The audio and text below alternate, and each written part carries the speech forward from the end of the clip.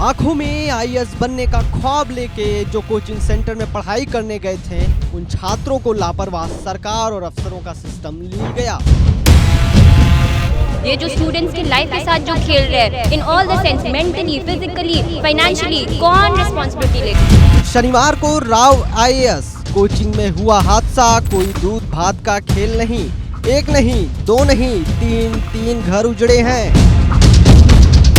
Officer, JEE, जितने लोग हैं सब मिले। कवायद यह भी है कि पता नहीं कितने बच्चे अभी भी मौत से जूझ रहे हैं। बेसमेंट में चल रहे कोचिंगों को जब सील किया गया तो फर्स्ट और सेकंड फ्लोर की कोचिंगों में फीस आसमान छू ली। अकाउंटेबिलिटी सर, अकाउंटेबिलिटी चाहिए। कौन रिस्पॉन्सिबिलिटी ले रहा है? एक नहीं, दो नहीं, तीन हजार रुपए की वृद्धि हुई है। आखिर कब तक इन बच्चों को सरकार और अफसरों की लापरवाही का निवाला बनना पड़ेगा? ये बुजुर्ग जो फरीदाबाद से चल के आए हैं, ये धूप में बैठने के लिए भी तैयार है। नमस्कार, मैं हूँ पीयूष तिवारी और आप देख रहे हैं इंडिया न्यूज़। ये हमारे पीछे जो तस्वीरें लगी हैं, ये और किसी की नहीं बल्कि राव आईएएस में बेसमेंट में होने वाले जल से जो मृत्यु हुई है बच्चों की, उनकी तस्वीर है। और आपको मैं दिखा दूं कि राव आईएएस के सामने इस वक्त बैरिकेडिंग कर दी गई है, क्योंकि छात्रों का जो प्रोटेस्ट है वो लगातार जारी है। राव आईएएस स्टडी सर्किल आप देख रहे हैं और इसके सामने किस तरीके से पुलिस प्रशासन अपना जमकर जो है बैरिकेडिंग की है कि बच्चे प्रोटेस्ट यहाँ पे देखिए किस तरीके से कर रहे हैं। और कुछ बच्चे यहाँ ये तस्वीरें लगा के बैठे हुए हैं जिनकी कुछ मांगे हैं। हम इनसे भी बात करेंगे कि आखिर ये क्यों जो है, क्या इनकी मांगे हैं, क्या करना चाहते हैं। इस तारीख को जो हुआ वो पूरा देश जान रहा है, लेकिन अभी तक उस सदन में वो सांसद जो कुछ नहीं बोल रहे हैं अभी तक। आप जो मांगों के लिए बैठे हैं, क्या मांगे हैं, क्या चाहते हैं आप सरकार से? हमारे यूपीएससी एस्पिरेंट की जो डिमांड है, हमारे 6 डिमांड है, जिसमें हमारे पहले डिमांड कंपनसेशन जो सबसे पहला है, और जिसमें जो भी व्यक्ति इसमें डेथ हुआ है जो इंस्टीट्यूशन से, उसको 5 करोड़ रुपए कंपनसेशन तुरंत देना चाहिए सरकार को।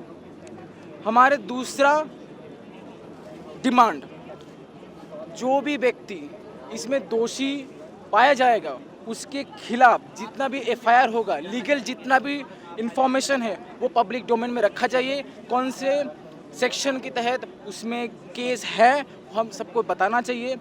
तीसरा वाला, जो कमेटी केंद्र सरकार ने बनाई है, वो कमेटी जल्दी से जल्दी अपना रिपोर्ट पब्लिश करे और हम लोगों को सूचना दे। और दूसरा, हमारे जो लाइब्रेरी का प्रॉब्लम है वो हमारा इशू है। दूसरा बात, आज हमारी जो सबसे बड़ी मुद्दा है वो है, हम लोग आज भूख हड़ताल करने वाले हैं 3 बजे के बाद। अगर MCD, commissioner, mayor, local MLA और डेली जल बोर्ड अगर नहीं आती है 3 बजे के पहले, तो हम लोग आज भूख हड़ताल करने वाले हैं। To add to that point, ये पहले भी यहाँ पर हो चुका है। यहाँ से 20 साल 30 साल पहले भी यहाँ पर ऑलरेडी हो चुका था। I am a local, I am a student. यहाँ पर इंक्लाइन ही इतना है सर, यहाँ से झंडेवालन 3 to 4 डिग्री इंक्लाइन है।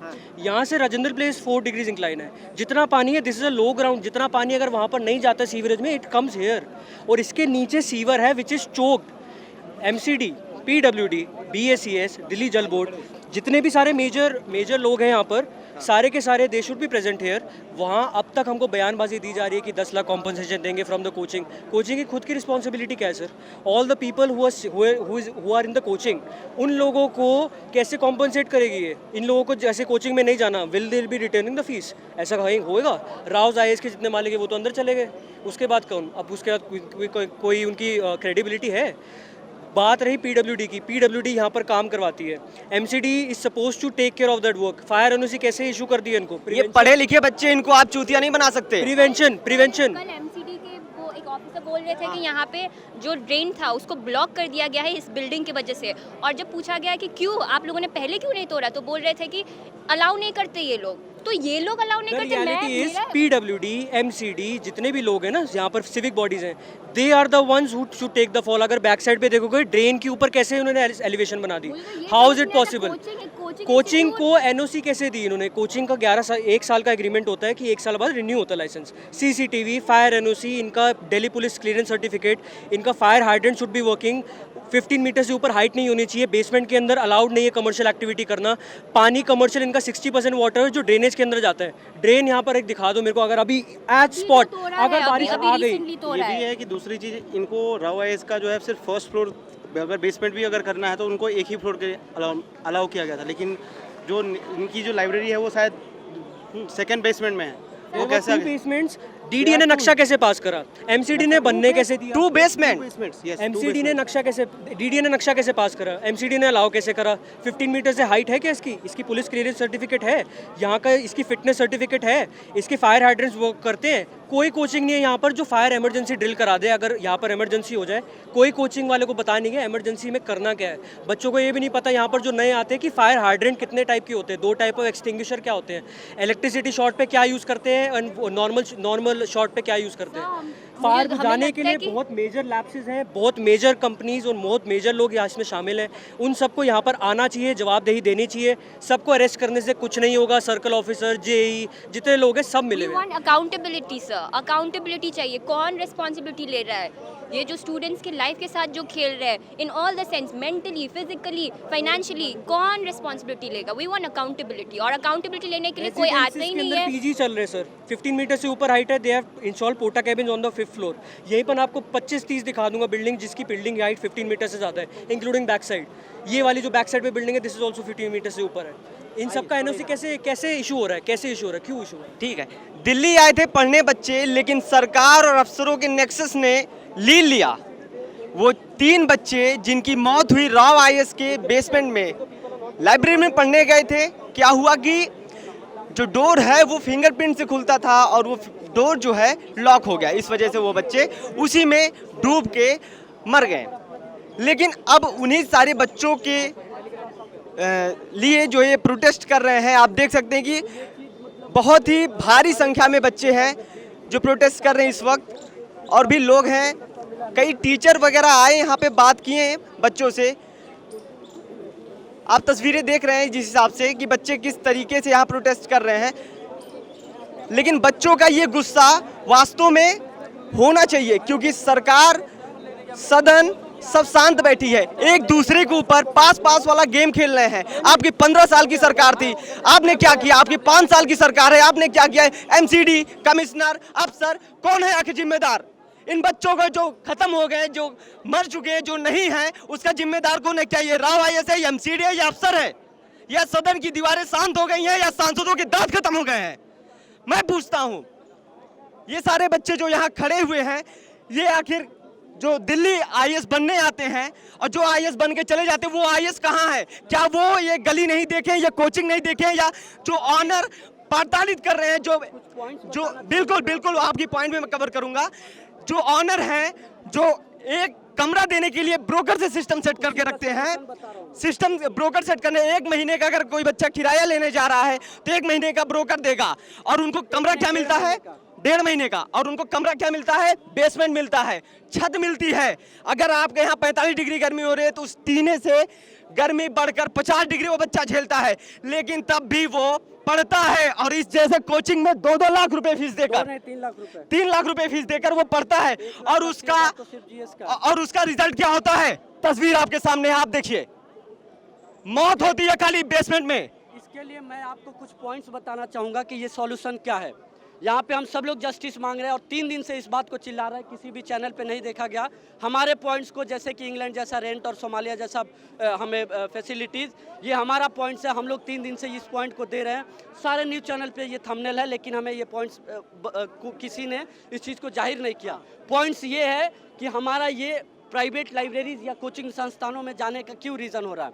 गवर्नमेंट इसका कदम उठाए। सबसे पहली बात है कि यहाँ पे पीजी और लाइब्रेरीज, जहाँ पे पूरे इंडिया में जहाँ पे भी स्टूडेंट हब है, जैसे कि दिल्ली में अगर आप देखोगे तो ORN यूपीएससी का हब है, लक्ष्मी नगर SSC का है, और मुखर्जी नगर रेलवे और यूपीएससी SSC सब का है। हर स्टेट के कैपिटल सिटीज़ में, ठीक है, कैपिटल सिटीज़ राजधानी में, वहाँ पे भी लाइब्रेरी होनी चाहिए। और ये नहीं कि जैसे गवर्नमेंट ने बना के रखा है एक लाइब्रेरी, आप देखेंगे पूरे दिल्ली में लाइब्रेरी तो है, दिल्ली पब्लिक लाइब्रेरी, लेकिन वो लाइब्रेरी 3 घंटे के लिए खुलती है, छुट्टी हफ्ते में 5 दिन रहती है। एक दिन की लाइब्रेरी खुलती है, हंसने वाली बात नहीं है, ये सीरियस बात है। मैं उस लाइब्रेरी में पढ़ा था, अमेरिकन एम्बेसी लाइब्रेरी में जाकर पढ़ा था, उसके बाद से प्राइवेट लाइब्रेरीज खुली उसमें पढ़ा था। रीज़न ये है हमारा कि प्राइवेट लाइब्रेरीज को बंद कराएं हम, क्योंकि अभी आप देखोगे कि यहाँ पे कल तक 1500 रुपये फीस था, आज से वहाँ पहले बस यही इसी बात में पॉइंट चर्चा। बता रहा हूँ, पॉइंट बिल्कुल बता रहा बिल्कुल हूँ। बिल्कुल। बेसमेंट में लाइब्रेरी जब सीज हुई तो फर्स्ट और सेकंड, मतलब बेसमेंट को छोड़ के जो भी लाइब्रेरी है उसकी फीस 3-3 हजार रुपये बढ़ा दी गई है। 5000 अभी वो देखो आप, चलो मैं आपको अभी एडमिशन पाँच दिखाता हूँ। है आपके पास?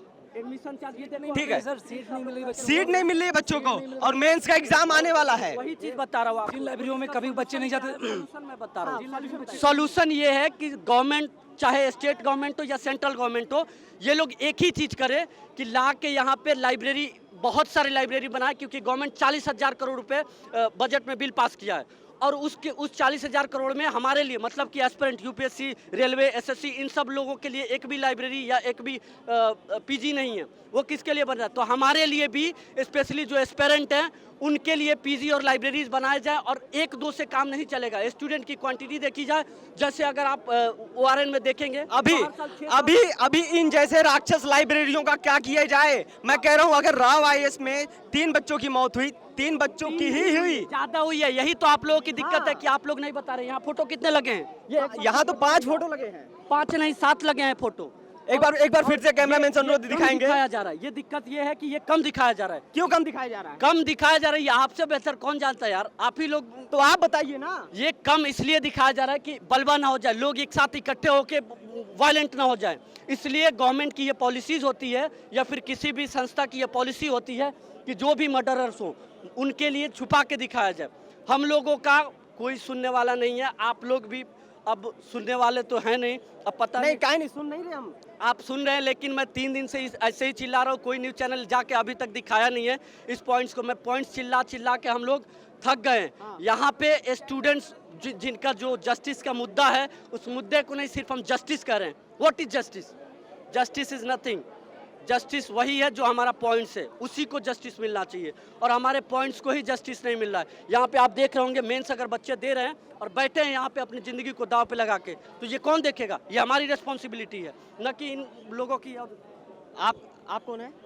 मेरा नाम हिमांशु ओझा है और मैं भी एक एस्पिरेंट रहा, मैं भी इस दौर से गुजरा हूँ। ऑलरेडी मैं सिस्टम के साथ हूँ। जो दिक्कतें हैं वो सिस्टमेटिक फेलियर की हैं, एक जगह ये इशू नहीं है, और ऊपर से लेके नीचे तक की दिक्कतें हैं। बच्चा आता है तो स्टार्टिंग से वो स्ट्रक होना शुरू होता है, और पूरे के पूरे सिस्टम ये दिक्कतें आपको देखने को मिलेंगी। अगर हम पॉइंट वाइज बात करें तो पहली बात, बच्चे को ये क्लियरिटी नहीं होती कि बच्चा रहे कहाँ, जो हमने एक इशू देखा। दूसरा, अगर वो पढ़ रहा है तो कैसे बेहतर तरीके से अपनी ज़िंदगी भी गुजारे और पढ़ ले, वो भी एक दिक्कत है। मनमानी फीस का कॉन्सेप्ट यहाँ देखने को मिलता है। और तीसरा, हर जगह के पैसा अप्रोच चाहिए कि ताकि आपका काम हो पाए। तो इन सारी चीज़ों को देखने की ज़रूरत है, और अभी जो दिवंगत आत्माएं हैं इनकी शांति के लिए, इनके लिए भी एक हमको मैकेनिज्म करने की ज़रूरत है। अभी सपोज दैट कोई कंसर्न क्रिएट हो जाए तो हमारे पास क्या कोई रेड्रेसल मैकेनिज्म है? बच्चा कहाँ जाएगा? आखिर 70,000 बच्चे हैं इस एरिया में, और 70,000 बच्चों की सुनवाई के लिए हमारे पास क्या है? ऐसा कोई भी हमारे पास सिस्टम नहीं है। और ये केवल कंसर्न एक सिस्टम यहाँ की नहीं है, पूरे ऑल ओवर इंडिया की बातें हैं। तो इसको पूरे ऑल ओवर इंडिया को लेकर सोचा जाए। इससे पहले सूरत में आग लगी, इससे पहले मुखर्जी नगर में आग लगी, आज यहाँ ये दिक्कतें हैं। डेली हम जान पे जान दिए जा रहे हैं। हम कोचिंग में आते हैं तो हमें ये बताया जाता है कि आपको एज ए ब्यूरोक्रेट के तरीके से रहना है, लेकिन हमारा सिस्टम है वही हमें ब्यूरोक्रेट तरीके से जीने नहीं देता। तो ये सारी चीज़ें हैं जिसको हमें देखने की ज़रूरत है। मैं कह रहा हूँ दिल्ली की चौथी या 5वीं बारिश नहीं झेल पाया। पहली बारिश में तो टनल, जो फ्लाईओवर है वो सारे डूब गए, और उसके बाद देखिए ये हाल हो रहा है। अभी तो सारी बारिश पड़ी है, एमसीडी क्या कर रही है? एमसीडी का कंसर्न तो बिल्कुल है यहाँ। पॉलिटिकल कंसर्न वो तो है ही, ब्यूरोक्रेटिक कंसर्न है ही। बात हम डेवलपमेंट की कर रहे हैं, और उससे भी आगे सस्टेनेबल डेवलपमेंट की कर रहे हैं। लेकिन हो क्या रहा है कि ज़मीन पे हम केवल पॉलिसी बना रहे हैं, इम्प्लीमेंटेशन में हम कुछ नहीं कर रहे हैं। कल हमारे एजुकेशन मिनिस्टर ने कहा कि हमने एक एडवाइजरी जारी कर दी, अगर उसे फॉलो किया गया होता तो नहीं होता। तो मेरा महोदय से ये क्वेश्चन है कि अगर एडवाइजरी जारी की गई तो इम्प्लीमेंट कराने का वर्क किसका है? और वो और उसके लिए जो हम अपने टैक्स टैक्स पे करते हैं, जो हम अपने चैलेंजेस फेस करते हैं, आखिर इसकी अकाउंटेबिलिटी कब? फेडरलिज्म मैकेनिज्म इसलिए बनाया गया था कि सिस्टम स्मूथ चले, ना कि अपनी जिम्मेदारियों को एक दूसरे पर टाल दिया जाए और बांट दिया जाए। एक बार कहा जाता है लोकल गवर्नमेंट देखेगी, दूसरा कहा जाता है स्टेट देखेगी, तीसरा कहा जाता है सेंट्रल देखेगी। तो बस इसी सब में घुमड़ के इनकी जो पॉलिसी है वो जमीन के लिए बनाई जाती है और जमीन पे ही रह जाती हैं। खैर और भी लोग हैं, उनसे हम बात करेंगे। जी जी बताइए, ये भी कुछ कहना चाहते हैं? बिल्कुल, सबकी सुनेंगे। सर मैं अशोक जटवानी फरीदाबाद से आया हूँ। सिर्फ इसलिए, मेरा कोई बच्चा नहीं पढ़ रहा है यहाँ पर, लेकिन इनको सपोर्ट देने के लिए और बच्चों का दुख दर्द देखने के लिए आया हूँ मैं। मेरा कोई मतलब नहीं, मैं धूप में बैठने के लिए भी तैयार हूँ, सब कुछ करने के लिए तैयार हूँ।